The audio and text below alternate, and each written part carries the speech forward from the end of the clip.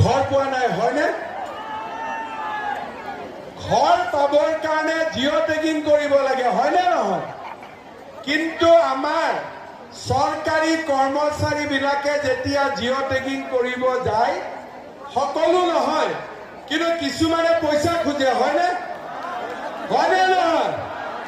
আৰু ঘৰটো পালেও 20,000 25,000 টকা ঘোষ দিব লাগে, হয়নে?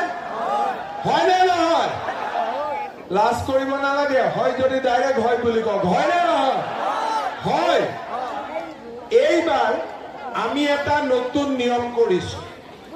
মোদী ডাঙৰীয়াই আৰু 20 লাখ ঘৰ অসমত দিব।